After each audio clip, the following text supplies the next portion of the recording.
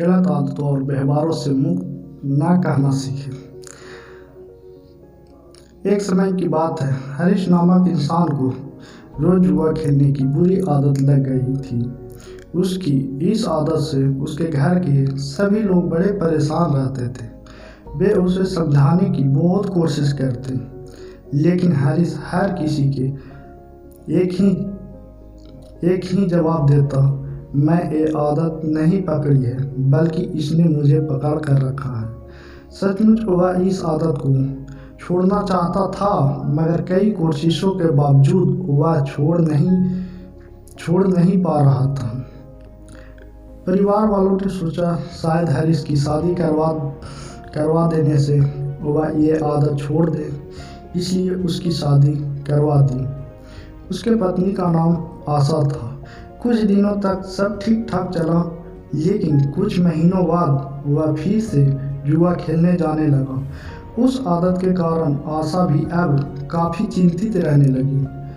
उसने निश्चय किया कि वह किसी न किसी तरह से अपने पति की इस आदत से आज़ाद करा कर ही रहूँगा।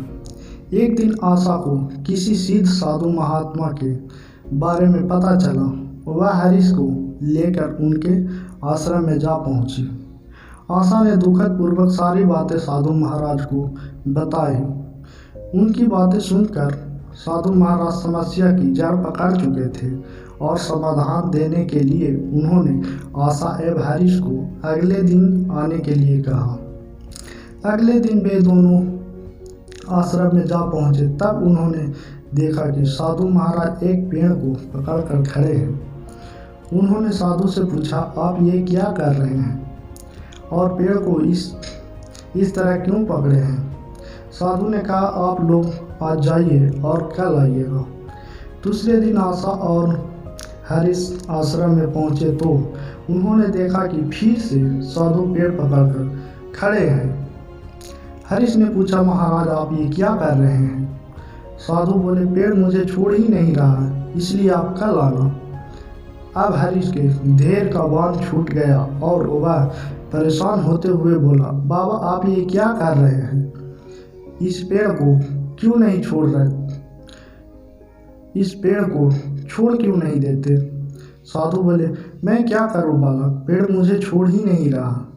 तब हरीश हंसते हुए बोले, महाराज आप पेड़ को पकड़े हुए हैं, पेड़ आपको नहीं, आप जब चाहे छोड़ सकते हैं।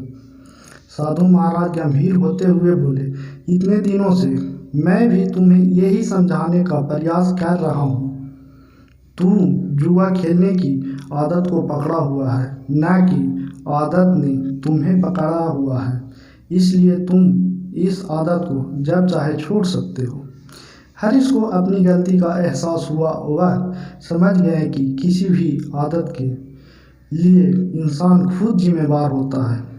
यदि वह चाहे तो आदत का पूर्ण दर्शन करते हुए इच्छा शक्ति के बल पर जब चाहे उसे छोड़ सकता है। किसी ने ठीक ही कहा है, इंसान पहले आदतों बनाते हैं, बाद में वे ही आदत इंसान को बनाती है।